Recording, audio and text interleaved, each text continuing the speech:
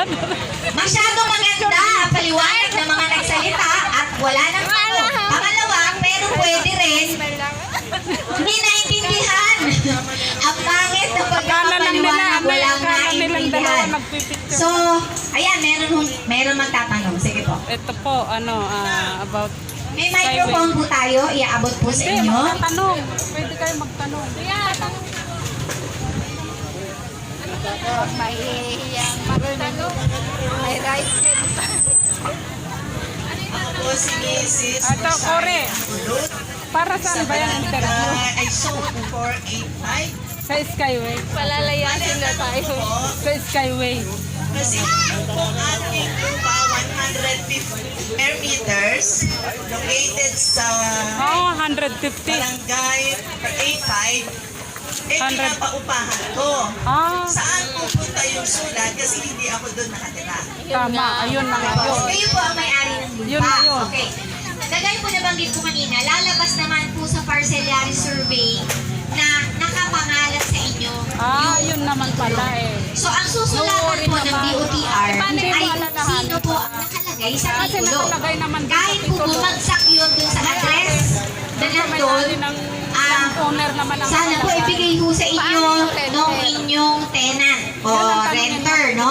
Kasi sa inyo po naka-address ang sulat. Mahihiyang Huwag kang mahiya magtanong, kumadre. Diba sabi nyo, lalagyan ng tap, Ito na, makinig ka. blue or pink. Pwede po bang nandun ako pag naglagay? Okay. Pero hindi po kasi ako doon nakatira. Okay. Ayun, Ganito tama. po, para po sa kaalaman ng lahat, oras na matapos po ating meeting, ang susunod na pong gagawin ng aming team ay magmarka. Mauuna lang po siguro ng kalahating araw o isa, yung mga nagmamarka. Kasunod na po nila yung mga naglalagay ng sticker. Kaya kung gusto po natin, ipagbilin po natin sa ating renter. Kung wala man po kayo, sabihin niyo po sa renter, magbigay po kayo ng petsa kung kailan po babalik ang aming census tagging team para po pagbalik niya nandun po kayo. May form po tayo. Pipil upan niya po. Form naman daw eh. Nalagay niya po doon yung schedule na gusto po niyo. Salamat may po, form ma'am. naman Okay. pala. Sino pa po? Ayan. Yes. Hindi, magtanong ka nga. Kasi Magandang lagi hapon akong po. naghahanap ay nag-a-attend. Ano po, kasi na-present nyo lahat yung Joanne Robles. Oo. Na-present nyo lahat Yan ang yung tanong mo. kailan, may Kumadre, timeline na tanong. kailan mag-start, like yung Tanong pa rin topic, kumadre. Dalawa kayo. kailan yung mag-start. Ay, tanong Kasi mo. ang nakita ko ng presentation, construction, Sabihin mo, kausapin natin si Doktora. Doktora, kailan mag-start yung lahat ng pinasal na siya. Yun pong, kagaya po na sabi ko kanina, umpisa na po yan pagkatapos ng meeting natin kasi nagpaalam muna po kami sa inyo sa gagawin namin. So mag-uumpisa na po yung magsusukat kung hanggang saan ang boundary ng right of way. So magmamarka po sila temporary, kulang, alam ko kulang ginagamit nila, no?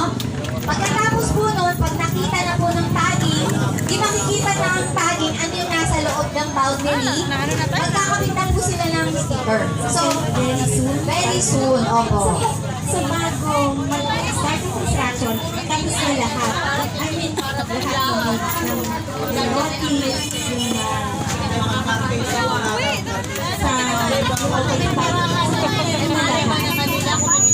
yung ganito po ang proseso, no? Base po sa guideline ng bangko. Sa ngayon po kasi, hindi ko kami makapagbigay ng detalyado kung kailan ba yung notice of taking, kailan ba ang letter offer.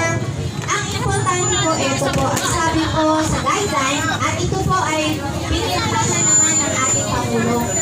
Sabi po sa guideline, hanggang hindi po bayad yung mga may-ari at saka hindi pa po nababayaran yung mga owner structure, hindi po pwede maglikas o hindi po pwede mag-umpisa yung construction.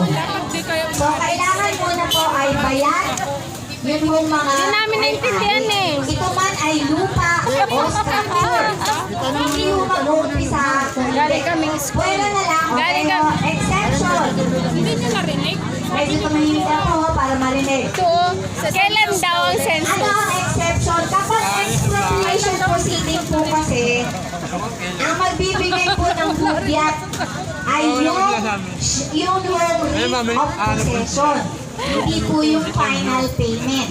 Sa negotiated sale po, yung mga final payment. Pero sa expo, pagka natanggap na po, nag-issue ang court ng rate Yung of first possession, interview daw, yung mga first ay, hindi interview, pa may po mga katawin bayan. na Hindi pink. pa po kasi dinidesisyon na ng korte. Pink. Magkano talaga? Wala nga tayong Puti, Ang puti susi na muna. po ang government. Oo. Tapos yung second interview, sa bakery meron ba? may lakas si pang bakery, bakit hindi niya sinasabi? Oo. Oo nga. Hindi yung... Okay. Okay. So, ito pa naman. Habang wala pa yung Paano? magka. Kasi simula Paano ako? bukas ay kung mga susunod na araw, maglalagay na po sila kung nasaan. Lagi ako sa Tingnan natin school. yung linis, ano? Okay. Siguro po hindi naman din po lingid sa ating kaalaman. Text mo ako, na may Tian, isa pang pag ano, proyekto. Ano ba? Yung NLEX, SLEX connector. Text mo ako, Tian, pag may Yun po ay nag-interview. expressway. Okay, Ha, expressway ano po number siya mo? na nakaangat. 09 Ang ating trend po na dadaan dito ay nakaangat din. 09 Magkatabi po sila. 0956 Ang 32 nangyari po, hindi pa po 32 ito nag-uumpisa itong 56 rail o linis 064 na proyekto. 64. Nakipag-usap na po Yan, ang DPWH sa PNR para gamitin yung kanilang right of way. Kaya po nahati. So halos kalahati po ng release ay mapupunta sa connector, yung nasa kapila. Yun naman po halos kalahati ay mapupunta sa railway. Eh, kapos na po ang sukat, kaya ho pumasok sa private property. Yung dinidiscuss po natin ngayon is for PNR. Opo. Ang dinidiscuss po natin ngayon ay para lamang sa DOTR Railway Project. NSTR Calamba Extension. Meron kasi ako kanina, hindi ko alam kung tama ba yung pagkadinig ko. Meron sa baba, meron sa taas. Ano yun? Okay, sorry.